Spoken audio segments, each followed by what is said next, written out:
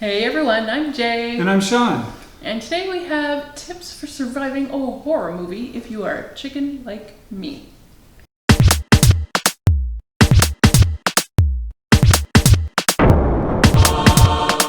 Yes, horror I will watch reluctantly, usually complainingly. Not because they're bad movies, because in fact there are some quite exceptional oeuvres in the genre. Well, that's why you've had to start watching them. This is not the 1980s anymore. That's right, they're stepping up their game. Yeah, you could skip over the Friday the 13th or the Nightmare on Elm Streets without feeling too bad. But That's when right. like Jordan Peele starts making horror movies, Gets what's hard Jay to do? ignore them. That's right. Watch them, and I have. But I have some coping mechanisms to help me get through. And it's good that you do. Because it's not easy for me. It No. really isn't. I can take the blood and the gore. I don't particularly like super ultra violent stuff that feels gratuitous or torture porn. Yeah, well, you're not seeking that out, but that is No. not the stuff that you have a hard That's time not with. usually, yeah. I have a hard time with the creeping, tension-filled anticipation. The long stretches of moments between the stabbing motions, those are the tough ones for me. Which, not coincidentally, are usually in the good horror movies. That's right. So, take them or leave them, guys, but I'm giving you my tips for getting through it. Because I think, you're not that big on horror yourself. I'm not. But and you're not a I have chicken. always, well, You watch them pretty I watch comfortably. them. Yeah, I do. But that's what it does get to me too, is the stretches where you're waiting for something to happen. You know that it's going to. Yeah. Because it wouldn't be a horror movie otherwise. But when and what? Yes. And so I think a lot of couples are incompatible in their horror movie preferences. Even a lot of families will have some who love them and some who hate them. And that's okay. That's okay. But we should always compromise. And so here is how to get through it. Number one, stress eating, obviously. Don't fool around with popcorn. That's not serious. If you really need to stress eat, you got to get something that really occupies you. You need to do hummus and carrots. You need to do chips and salsa. You need to get something sloppy that's going to take your attention. You need a process. You need cheese and crackers. You need something that will engage you a little bit so you eat more thoughtfully and are paying a little less attention to what's going on the screen. When you have to balance a little something on your toast, that's the kind of snack you need to look for. Number two, a rum and Coke. Or two or three. It's pretty obvious, I know. Pour generously. The rum will help relax you. It'll give you a smoother ride. But the caffeine is important too, because caffeine makes your bladder spastic. So you will be going to the bathroom, have some very conveniently timed breaks when it's just getting a little too much for you. You have to pee, it's not your fault. No, don't pause it. Go on without me. Bring your phone, and you're gonna look at puppy pictures until your heart rate returns to normal. Cats in a pinch, I go for puppies. Next, I like to have a game. A game, like a simple clicky game that you have on your phone, works great. Of course, if you're in a theater, It doesn't work so great. it doesn't work so great. So you got to come up with your own stuff. Sometimes you might bring a napkin or the paper over a straw and just see how many times you can fold it. Can you fold it when it's in your pocket? Can you get it back out of your pocket? How many can you throw on your partner's lap before he notices? Start doing a betting game within the movie. Challenge yourself. How many times is she gonna bite her lower lip? How many times is he gonna adjust his nerd glasses? How many needless shots of heaving bosoms are there gonna be? Not enough. Just True, but it'll keep you occupied. And it's good, you know, you're playing your game, you're doing your other things, you keep looking up just briefly, brief little glances. Are they still getting murdered as fuck up there? Yes, no, okay. If it's a quiet moment, then you can go back, yeah, center yourself, you're doing good, you're getting through this. Good for you. Number 4. And again, this one is probably less theater appropriate, but I busted out anyways. It's called singing. I don't know if you've heard of this, it's singing. First of all, if you just start singing a narration to the horror movie, it takes a lot of the sting out of it. You watch Saw and just sing in your best little opera voice everything you're seeing. You know, it seems a lot less scary. It might be scarier for this guy. But yeah, I mean, it's hard to be scared. I mean, literally the opening line of my singing the movie song is, as long as I'm singing, nothing bad can happen. And whoa there, Sally, hold your horses. That is heavily copyrighted. You can't use that yourself. I mean, if you want to ask me down in the comments, I'll consider it on a case-by-case basis.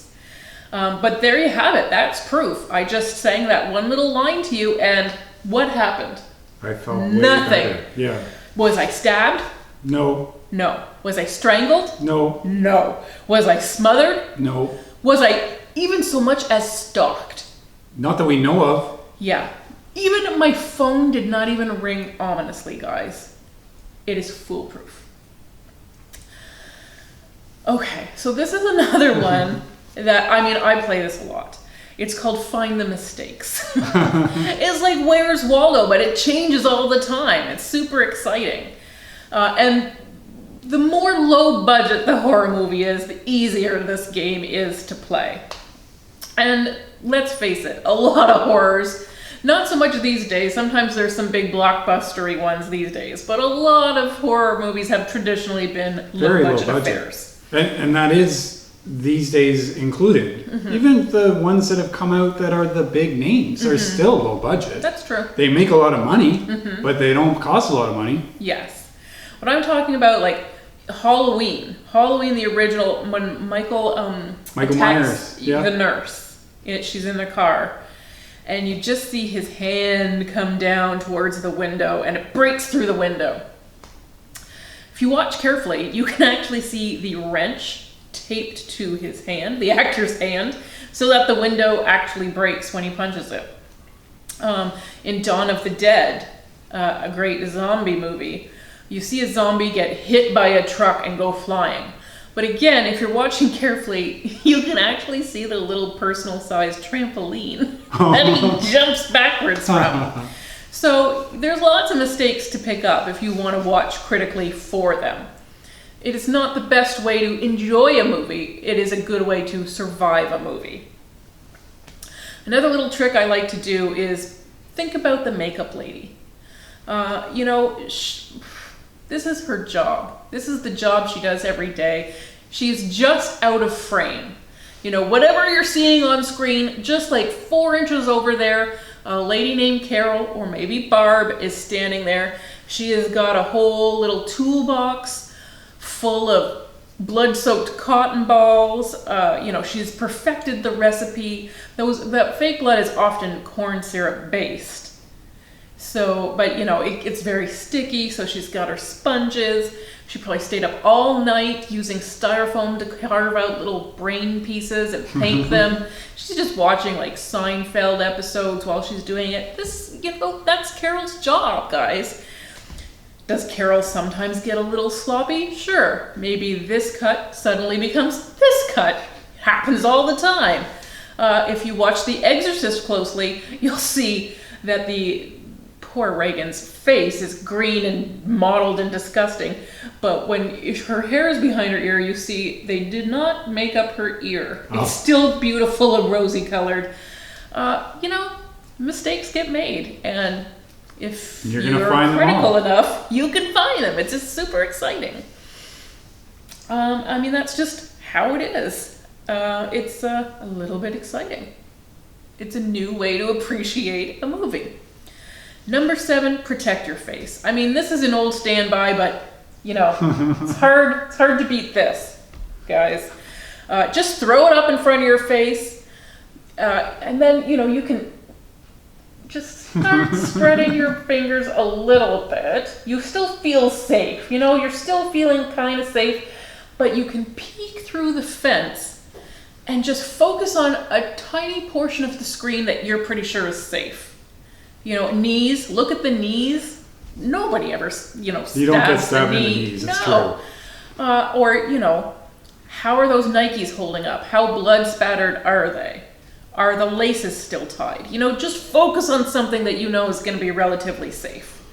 And then, if anything, the music starts amping up, you close those gates. That's what you got to do. Then you open them up, and then you just throw in a little comment like, oh, the blue bicycle. So, he thinks you're watching it like a pro. Oh, boy. Another thing I often do is get a little project on the side. You can have a coloring book open. You can be doing some ironing. One of my favorite things is to volunteer to give him a back rub. Because guess what? If he puts his back in front of me, Can't see too much. He's not a window. He's a door. But I'm doing a nice girlfriend thing, so you're welcome. Yes, thank you. I am so good at this. Yes, you're you are. right. Of course, in the theater, you should not bring your ironing. So, again, you can pick another project. Like, how long does it really taste for your gum to lose flavor? How many chews? You don't know, but you can find out. Count the seconds between screams. Is it like thunder? Do they get closer and closer and then die? You could know that. You could know that tomorrow if you wanted to. Next, and this is maybe a personal one, but a therapy dog. I've got a few. I've never brought one to the theater with me. We have brought them to the drive-in.